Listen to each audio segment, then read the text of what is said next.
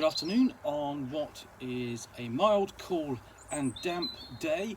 It is Friday the 14th of January, and as you can see, I'm back with the cat who is not ours, and a big pile of boxes to basically open up and unbox. Lots of interesting things in there, and of course I have a nice hot cup of tea with me. So I'm going to do a bit of rearrangement here just so that I can work with these boxes. So let's just move those down there. And I'm going to start with this one and work my way around a cat who is not ours to the best of my ability as per normal. So let's start. So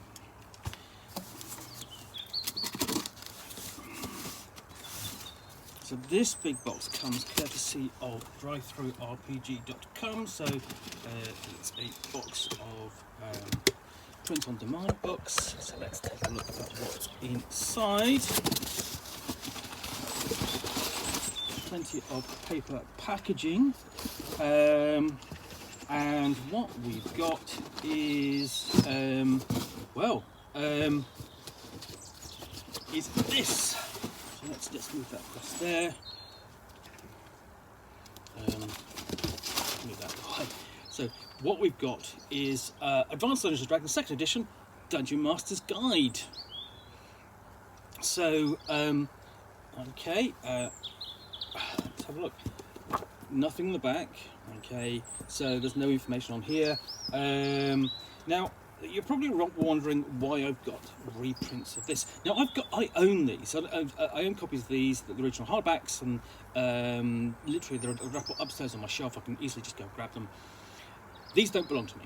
These are courtesy of my friend Neve, and the reason why she has them is, well, let's blame it entirely on Scott. Scott, the co-host of Titter Pigs podcast, because he is talking about running the campaign Night Below, and we all went, that sounds great. And then went, what system would you use? And he said, well, I'd probably run it under 2nd edition Advanced Dungeons & Dragons. And we all went, really? Okay. Because, this is, Dungeons & Dragons 2nd edition came out in 1989. So it is 30 years old. And we're kind of going, do we really want to play this again? It's 30 years old. There have been other editions since, and other games since. I'm aware, although we actually are interested in playing Night Below, because, it's one of those sort of slightly forgotten campaigns that people don't think about when it comes to D&D. When you think of a D&D campaign, you think of things like A1 to 4 against the Slave Lords, G1 to 3 against the Giants, or basically I3 through I5 Desert of Desolation series against. Those are the classic campaigns, and they're all for 1st edition campaigns. 2nd edition AD&D campaigns don't get a look in comparison. But anyway, this is what we would need to run the Night Below. This is the revised edition, I'm told. Neve has nicely lent me this big box of books to open and talk about to the best extent of my ability for 10 minutes or so. All, of course, bothered by you. And if you see me doing something down here, it's because basically he's got his paws out and going, why aren't you fussing me? Why aren't you fussing me? And I'm literally holding the book up and scratching behind his ear. But hopefully he'll settle down in a minute. So, this is the you look inside, and it should be all really kind of familiar, I think, to a lot of people. But the reproduction is really clean and tidy, and as you can see, so I can move that across the table. There we go. Basically, with some interesting artwork. That's decent enough. Basically, a fighter. And probably a thief, I think, facing off against a beholder.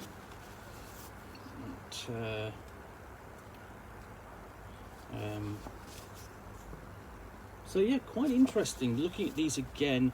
I may not specifically have sort of like the revised version of these rulebooks, but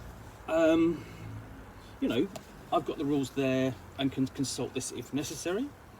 And then we have sort of like an indication, like, we're definitely playing D&D, we're definitely AD&D, we're definitely playing AD&D of a certain vintage. So we've got a table here of racial, basically racial and class limits there. Such an idea, of course, today is preposterous, but essentially it was seen as a balancing mechanism, so that if you were because you had special abilities, but humans didn't have any. So yeah, basically we've got all the classic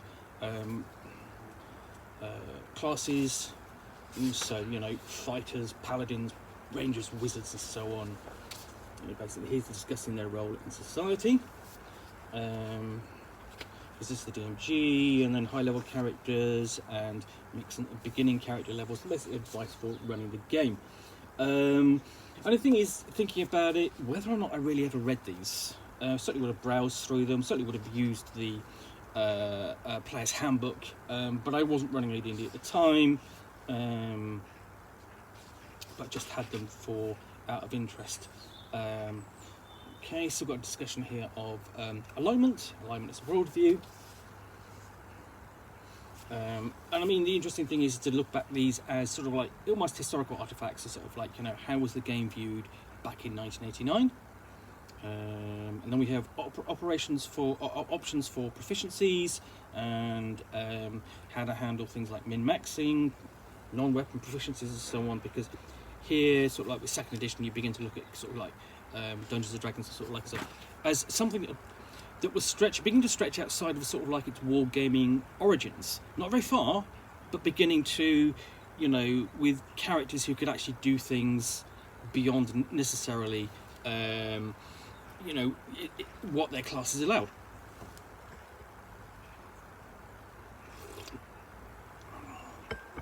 It covers money and equipment, and it's all fairly kind of clean and plain and easy to read.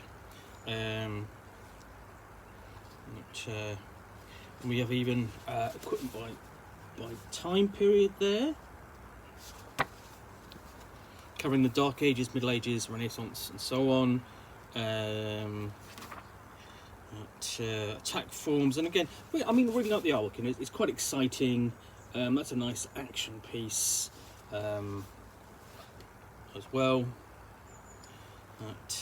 And then you got the plans of a wizard gone awry there. Let's see what else we've got. So that's covering. So yes, unfortunately, you know, this being AD&D, you know, Advanced Dungeons and Dragons, we have the, you know, tables for THACO, or basically THAC 0, I should say. It's not THACO, it's THAC 0 to hit armor class 0,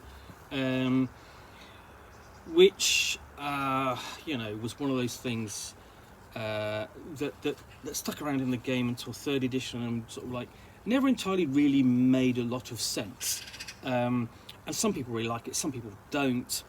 I know when we've been running, we've been playing Old School Essentials, and running the playing through B2 Keep of the Borderlands, and the thing is with that is that we have gone, let's keep it THAC 0 for authenticity. Normally, I don't think we would run it using that. And I'm wondering whether or not Scott, whose fault is that Neve has this, would actually run it, but I suspect he will. So okay, so we got, you know, saving throws in there. Let's see what else we've got in here, because we've got more interesting things in here. Morale ratings, poison strength, handling combat. You know, basically it's a big chapter because it's a big feature of the game. Treasure of magical items. So nothing really kind of stands out necessarily in terms of it, but it's again, the reproduction is clear, simple value, and we've got nicely here. We've got a discussion of some of the pitfalls of running the game. So when it comes to treasure, you have planned and random encounter treasures, but also what to do if you've got too little treasure, and then Monty Hall campaigns. Monty Hall campaigns, essentially named after the quiz show host, where people get loads and loads of things, would win prizes upon prizes. But, and again, we've got an image basically drawing upon sort of like one of the roots of Dungeons and Dragons, of course, which is Arthurian legend. As much as it is Tolkien, but also, more so, the swords and sorcery thing. Although ultimately, you really kind of think of Dungeons and Dragons as kind of a medieval kind of setting game by default. There's some encounters. Again, not a great, or particularly great or interesting layout, but it's everything is there.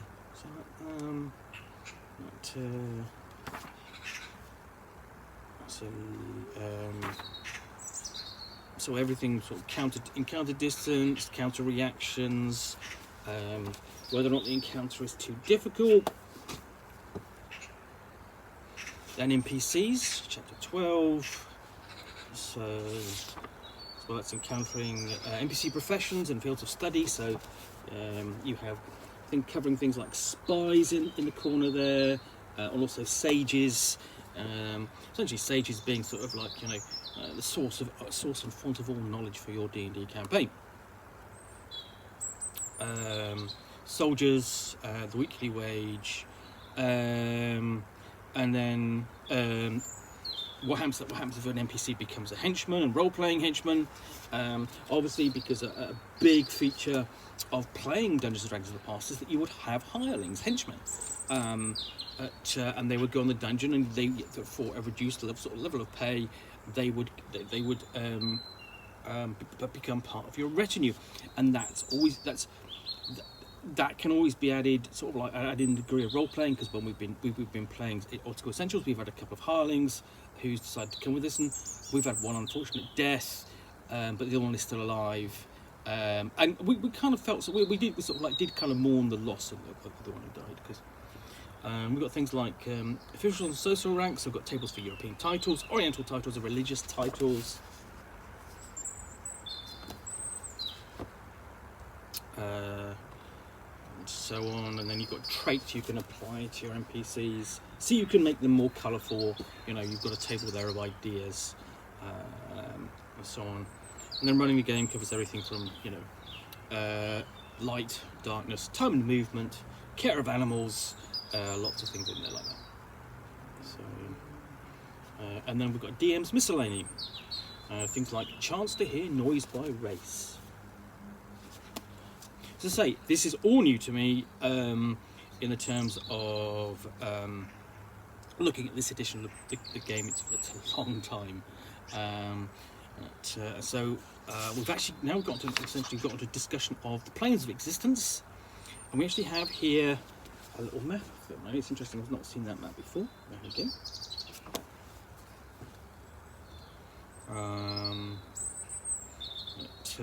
And then we get to treasure types, and we've got a nice, quite an interesting sort of like image there of a great statue of a rat. Could be a were-rat or a rat god or something like that, and that sort of echoes the front of the classic player's handbook for first edition AD&D, and then appendices cover all the tables for the jewels and treasures that you would want. So quite a lot of these, and essentially we've got Appendix 3 covers magical item descriptions. A more modern role-playing game basically would have, or more iterations of the game would have illustrations of these things, what they like, but here you've got all the classic items like Ring of Delusion or Ring of Jinn summoning, or things that I'm recurring remember, like the Ring of the Ram, so lots of rings, Wand of Secret Door and Trap Location, Wand of Size Alteration, Wand of Wonder, all there. So quite a lengthy section of magical item descriptions. Yeah, that's actually quite a lot in here. So, I mean, that takes up. Let's have a look. Yeah, basically, that's the magic section. Basically, the treasure section at the back of the book. So anyway, that's the Advanced Dungeons & Dragons 2nd edition Dungeon Master's Guide. The revised edition, which you can get as a print-on-demand book from drive-thrurpg.com. As I say, this belongs to Neve, so I want to thank her for purchasing a copy and allowing me to unbox it. And I also want to thank Scott, co-host of Titterpigs podcast, for spurring her on to do so. As I say, it's entirely his fault. Anyway, hope you've enjoyed this unboxing of the Nook. If you have, please do click the like button down below. And of course, if you've got any comments or feedback, I appreciate you taking the time to post those. And lastly, if you want to see me out here with a box and a game or book, which I will unbox and chat about to the best extent of my knowledge for roughly 10 minutes or so, or of course accompanied by a cat who is not ours and a nice hot cup of tea, then please do hit that subscribe button down below.